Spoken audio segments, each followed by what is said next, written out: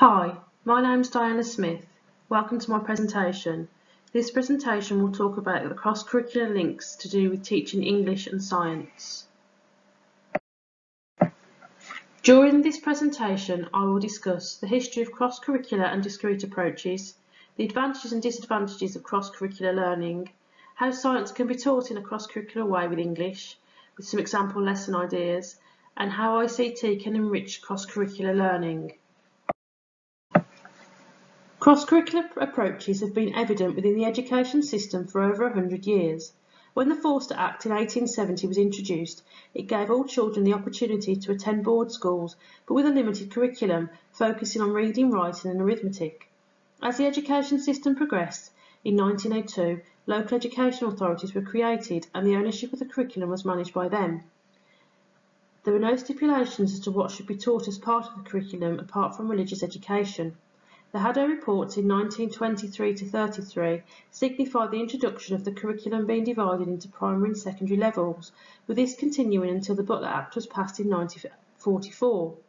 The Butler Act still had its main focus on teaching literacy and numeracy, and all of the subjects were left up to head teachers and governors to define how and what was taught. In 1967, ideas about what should be taught as part of the curriculum started to change, and the Plowden report indicated that teaching subjects cross-curricular could be of benefit to the children. 20 years later, the national curriculum was introduced, which was the launch of discrete subjects and making it more difficult to teach project work as it was currently being taught. In order to improve attainment levels in English and Maths, the Labour government introduced its Excellent in Schools paper in 1997, with a bigger focus being put on these two subjects by introducing national guidelines on how they should be taught in schools, such as the Literacy Hour. It was identified through the Rose Review in 2009 that some of the most effective learning was done through cross-curricular learning, and the report that followed in 2010, The Importance of Teaching, set out teachers should be given more freedom to teach within the curriculum. These changes led to the revised national curriculum in 2013, which saw levels being abolished, and what teachers follow today. So what is cross-curricular learning? Well, according to Barnes in 2011, cross-curricular working is about different knowledge and skills of a number of different disciplines that are applied to one singular approach. There are many advantages and disadvantages to cross-curricular learning.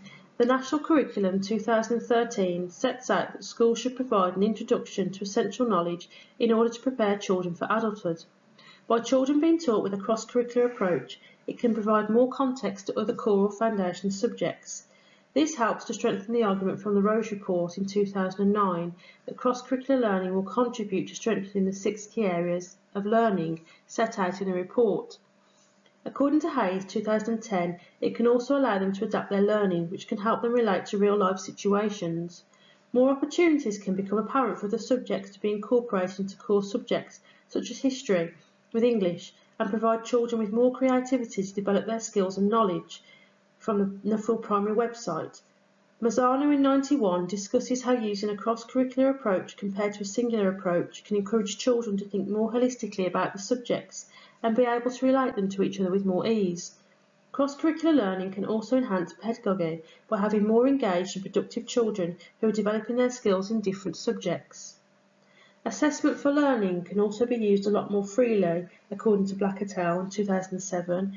With a cross-curricular approach for more than one subject, it can help to identify development points for weaker areas. However, there are some disadvantages.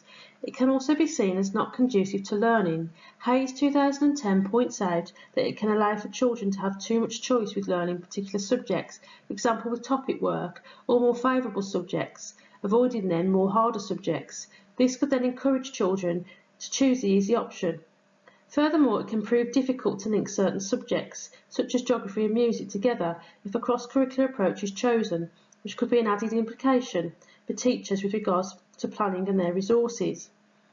Grenfell 2002 also discussed that teachers have CPD needs themselves and having to teach these subjects that are not familiar with or have strengths in that area. It could be suggested by this point, however, this may be a good thing and allow for teachers to learn alongside the children. Ofsted report in 2008 indicated that teachers were keen to maintain their primary focus subject. Comer and Nixon 2009 believe it is more effective how teachers plan and create their lessons, not if they're being taught as a standalone subject or cross-curricular. So cross-curricular learning, does it work? I believe that cross-curricular learning has many benefits to productive learning. This presentation is focused on the effectiveness of the cross-curricular teaching between science and English, both being core subjects and having principal focus within the national curriculum. The national curriculum sets out that science should be taught to enable pupils to experience and observe and develop their understanding of scientific ideas through questioning and language. The following slide on show at the moment shows the similarities between what is expected to be taught within English and science in the national curriculum.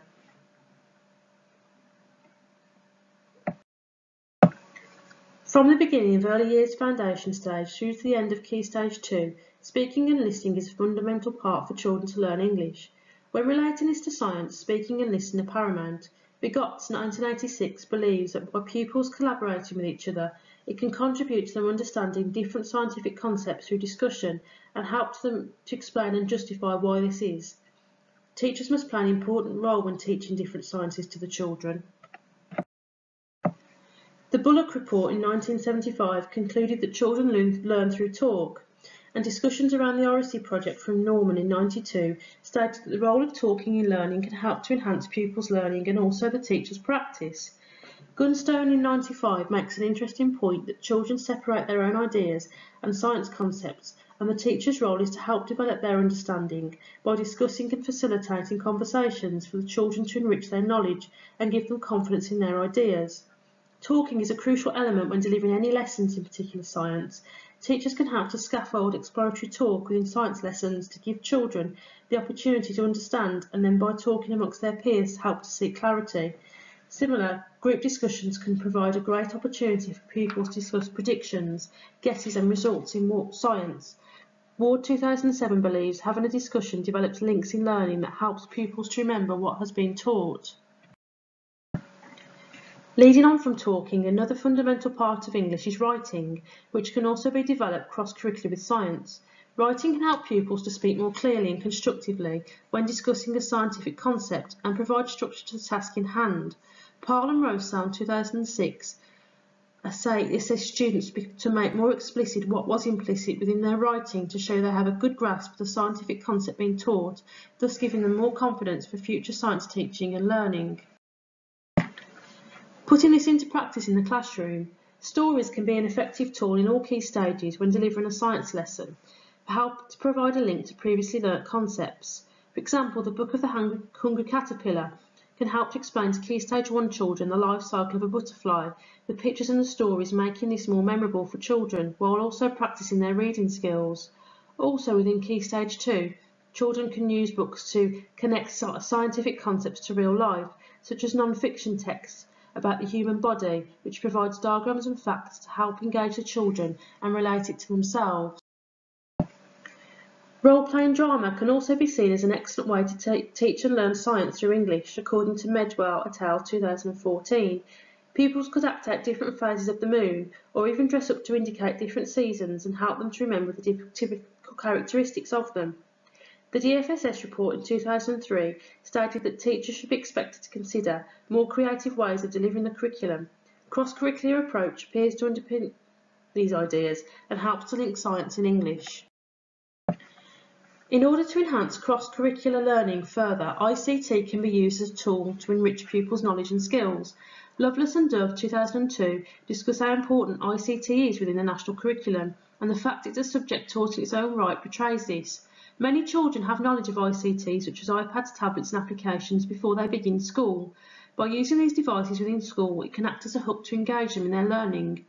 ICT can be taught alongside other subjects, in particular English and science, with an example lesson being about mini-beasts and using the internet to research about mini-beasts, to understand the features of them, and then using English to write up their findings in the form of a fact file. Interactive whiteboards can also be seen as an important ICT tool when delivering lessons. Barbara et al. 2007 point out that using smartboards can help to differentiate lessons for pupils, such as incorporating video clips and images to the delivery of a lesson. The ability to allow pupils to interact with the whiteboard themselves can also encourage more participation and allow them to develop more confidence when using ICT as a tool. The use of digital photography can also enhance pupils' learning and reflection skills. If photographs are taken during a science experiment and then automatically uploaded onto a smartboard, children can use these observations to help them evaluate their learning there and then. In summary, cross-curricular learning can be seen as a significant way to teach pupils. In particular, with the revised national curriculum, it allows for more opportunities for this to happen. With regards to English and Science, there are many different ways and opportunities the two subjects can be cross-curricular linked in order to embed knowledge and skills of both of these subjects. Also, the use of ICT can help to enhance pupils' learning while allowing them creativity to learn new skills. However, it is important to point out that ICT should not be used as a replacement for teaching and is only effective when used in the correct way. Thank you for taking the time to listen to this presentation. I hope you enjoyed it.